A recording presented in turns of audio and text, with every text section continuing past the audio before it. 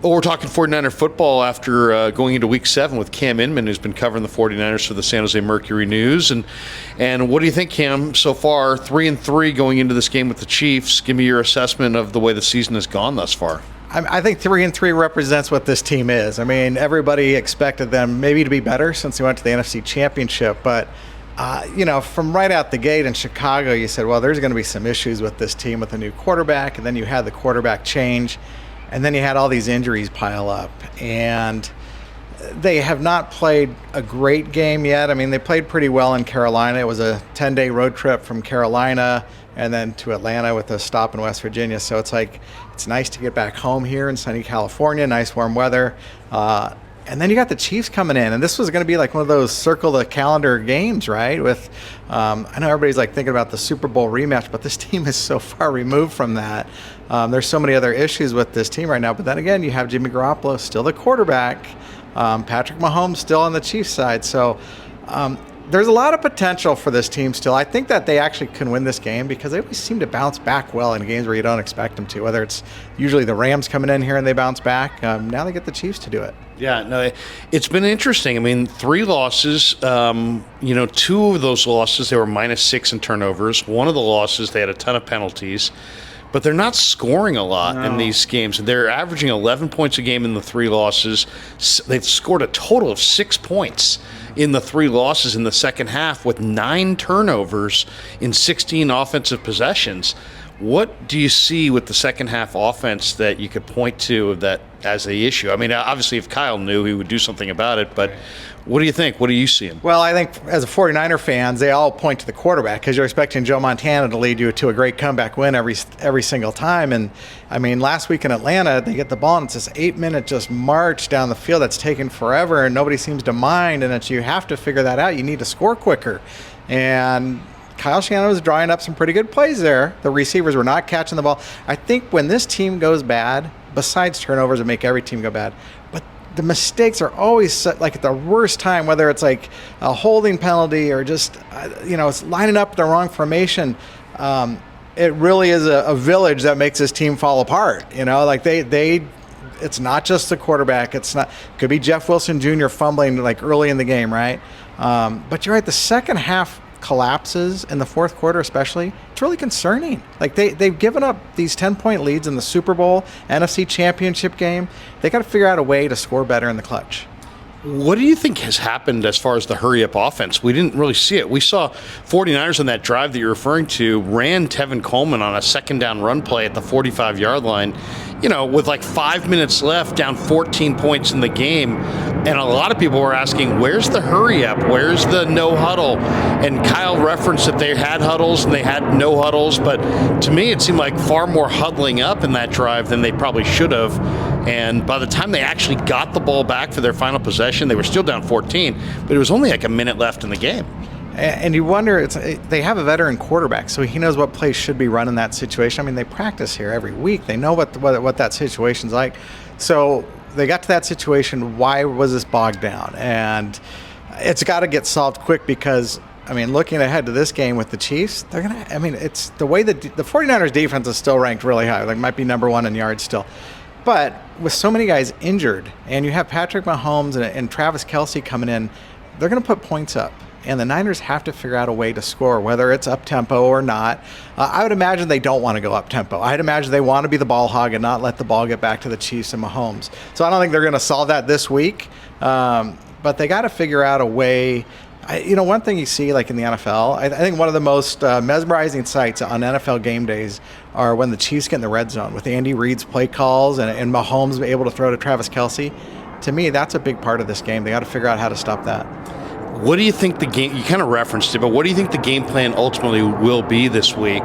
Because on one hand, I think the 49ers need to be more dynamic offensively, and you could make an argument that flinging it around and making a Danny Gray active and taking more shots down the field to Ray McLeod could be in the cards. But then, as you said, with the injuries on the defense, you're talking about 6-7 guys out.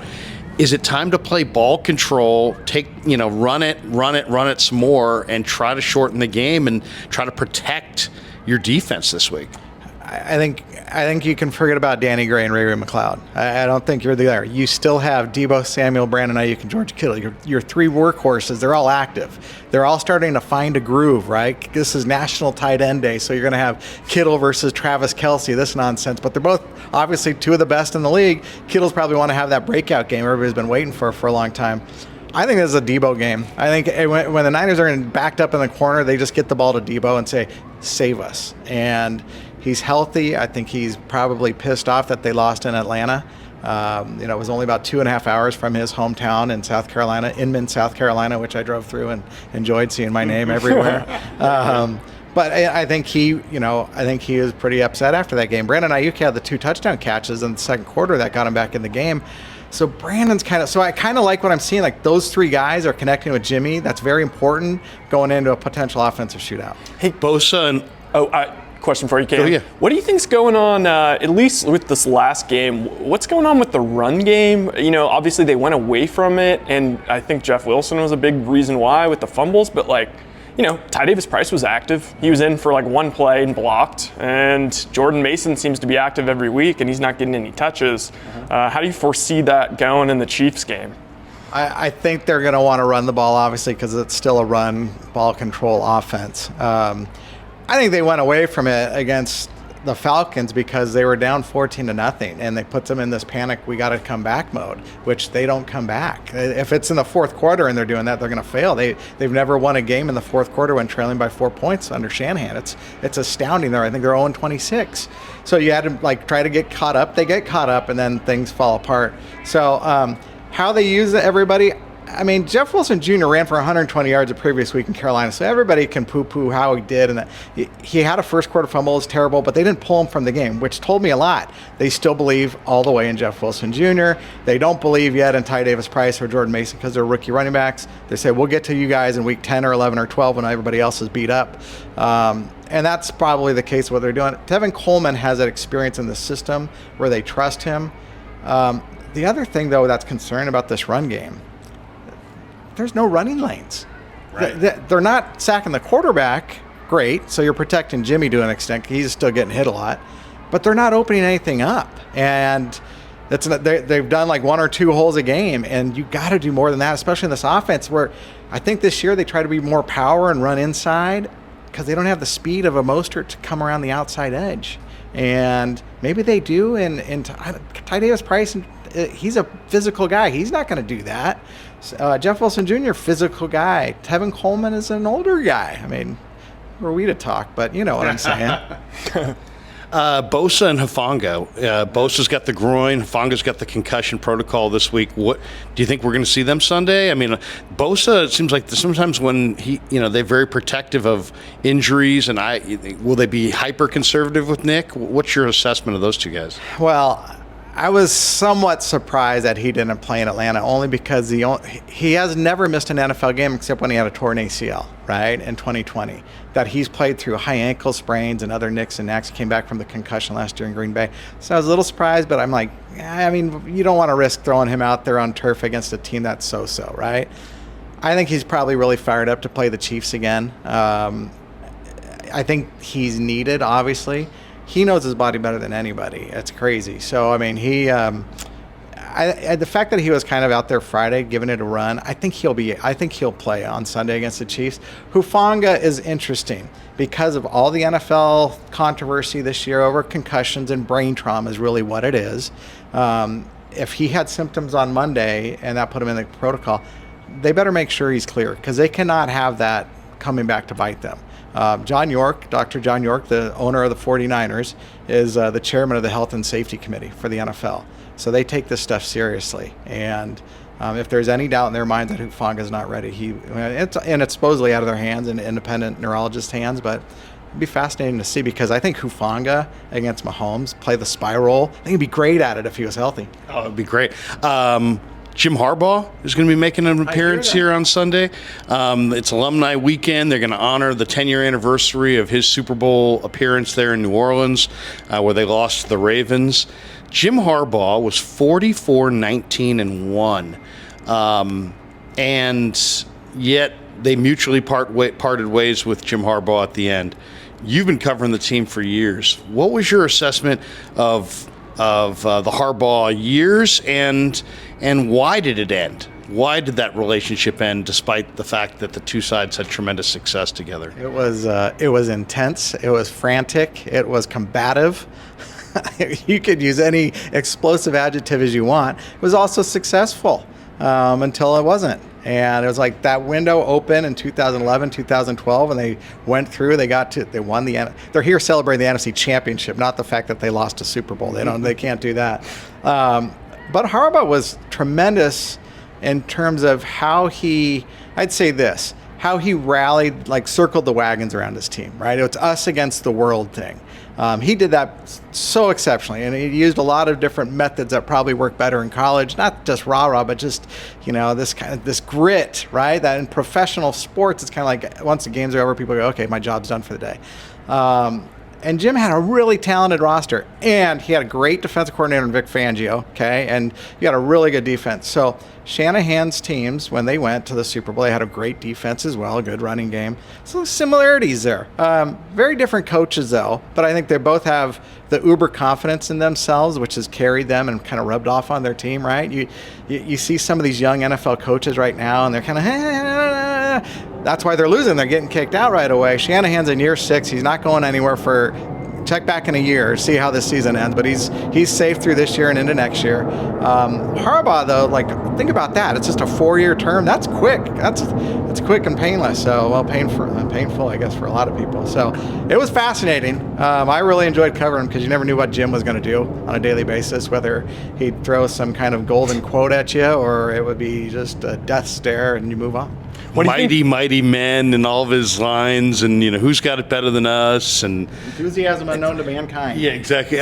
I get the feeling, though, and maybe it's just a feeling, and I don't have any real data to back this up, that it kind of, I don't want to say it wore on the players, but let's just say there didn't seem like the same enthusiasm in the 8-8 season at the end.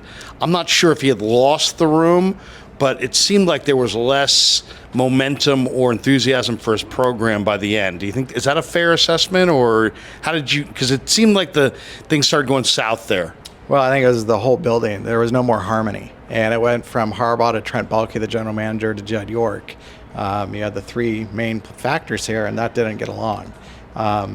Right now, you look at it and why they're so successful or feel good about this franchise in year 6, even though they still have not won a Super Bowl, is the coach and GM seem to work really well together. And the owners are very hands-off from what we can tell. And they're very supportive of what's going on with this team. Where back in those days, I think Harbaugh's abrasiveness made it so tough on everybody in the building because he demanded so much. Not to say Kyle doesn't, but I think Kyle has a good balance with John Lynch, who's able to play the role of a very gregarious, friendly, outgoing general manager and handle a lot of the managing duties, general duties. And then Jed is kind of just, okay, let's see what we can do, and they've done pretty well. What do you think the odds are Harbaugh shows up in cleats? Or with the Sharpie? Well, I'd say khakis is 100%, right? The cleats was an interesting story because he showed up in those in Washington. I remember covering that game, and I'm like, why are you in cleats? And he said, well, I think the previous game, road game, they were in Tennessee, and there was a sideline scuffle with Joe Staley and somebody, and Harbaugh said he tried to get in to break it up, and his foot, this is his claim, was his feet were sliding out from under him, so he needed better traction if he was going to get in there and support the guys, which, I mean, it's so Jim. And it was great. And cleats are, that will be fascinating. I don't think he'll wear cleats because I think that's a coaching move, and he doesn't want to disrespect the coaching profession by pretending he's coaching today or this week. So yeah.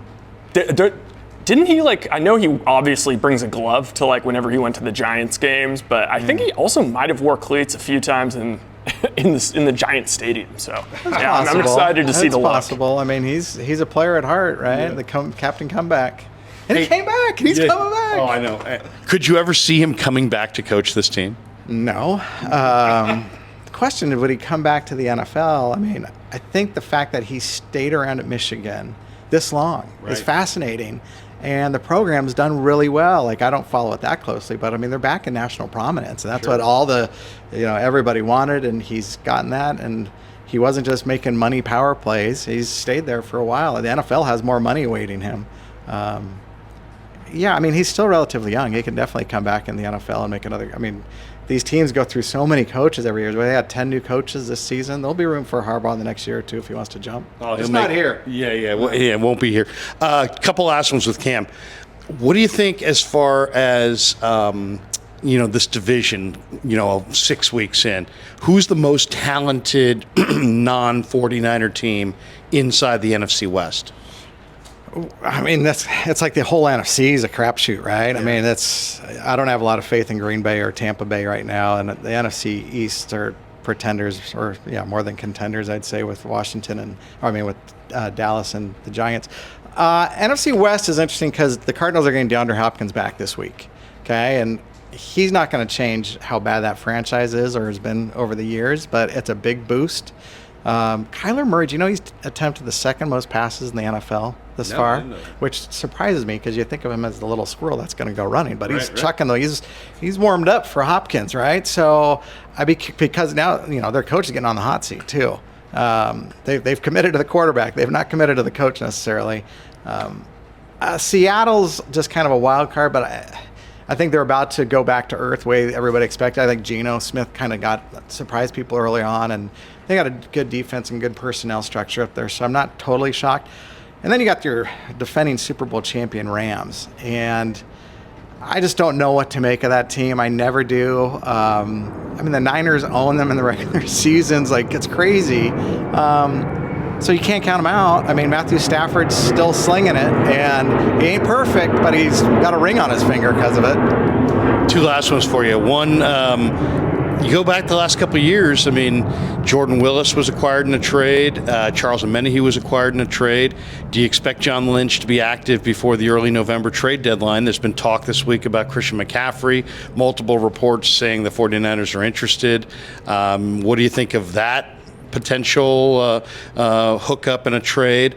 Do you think Lynch will seek out the trade market to, try to improve where they're at this year, because they're probably very much inside their Super Bowl window? Yeah, I think they could. I mean, I think the term somebody used for the Niners and Christian McCaffrey was they were implicated in the talks. Right, yeah. What a term! Yeah. There's no way I see them getting Christian McCaffrey. I mean, they go through running backs so fast here. You're going to trade away something for a guy mind you, I'm a big Christian McCaffrey fan. Stanford kid up the road. I'm sure Lynch and Shanahan love him, but he's injury ravaged his whole career. So what are you going to trade away from? The Panthers want a lot for him, obviously.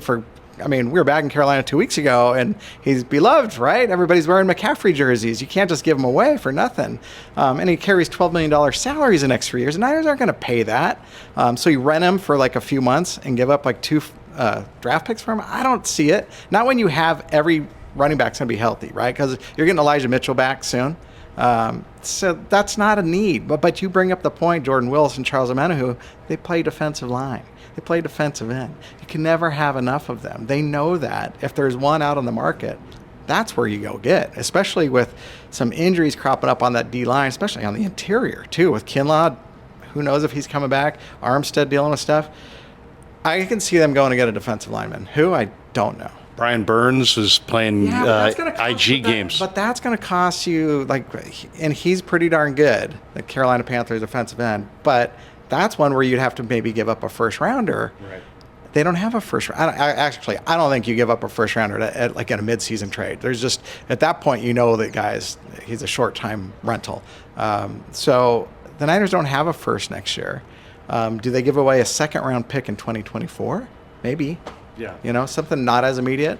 Last one for you that I have. Maybe Rye's got one more, but pleasant surprise. I mean, we're 6 weeks in. There's always surprises, and you've been covering this team for years. I was at camp a lot this summer, and yet there's 4 or 5 things that absolutely surprised me. What, if I say biggest surprise, going into week 7 for you, 49er-wise, either side of the ball, what jumps out? I think offensively, I dare to say that I'm kind of pleasantly surprised at how the guards have played, with Spencer Burford, a rookie, playing, and Aaron Banks holding his own at left guard. They're not perfect. They're guards, right? But they haven't let anybody just come right through and destroy your quarterback. So I'd say pleasantly surprised on those 2 guys. Defensively, I think there's no doubt that Talanoa Hufanga has been the surprise of the season of how great he's been playing. Again, not perfect. There's been times there's some breakdowns in the secondary, but he flies around where everybody's talking about All-Pro Huff after a few games, which is kind of cool. It's not catching on like All-Pro Fred was. They have to win games for that to happen. But I liked what I saw out of him. Drake Greenlaw has been really impressive, I'd say, through the first 5-6 games. Very active, right? And like kind of overshadowing Fred Warner, which is hard to do an all-pro middle linebacker like that. And then, Omenahu and Ebukam and Drake Jackson, they've had a couple sacks here and there, which is what you need out of them. I kind of expected Bosa to have a bigger year. And this is a guy who had 6 sacks through the first 4 weeks, was an NFL lead. Yeah. Now he's got this, I mean, Nick's in a contract year. Everybody knows you're not going to get a better defensive end than Nick Bosa. So it'll be interesting to see how far he goes from here on out the next 10, 11 games. Great stuff, Cam. Thanks for your time. You're welcome. My last one. Aside from the bigger name guys, who's been, maybe a surprise or just kind of your favorite guy to kibitz with in the locker room? Besides you two? Besides us. Yeah. Well, I'll just say, first of all, just getting back in that locker room after not being in it for 2 years is great because you can just kind of go up and talk to guys, and it's not necessarily on the record, and there's not like one certain guy yet, which is great because you're still kind of going around, reintroducing yourself, or in some cases, telling somebody who you are. They've only seen you over Zoom for 2 years. So it's invaluable to be back in there so that we can get insight to share with people beyond the 1 or 2 questions you get on Zoom, you can have a free-flowing conversation, and that can spark other, avenues of curiosity that lead to more insight. Great stuff. Awesome. Cam Inman, San Jose Mercury News. Follow him on Twitter. He's a great follow. Thanks for your time, Cam. You're welcome. Thanks for having me. Thanks so much, Cam.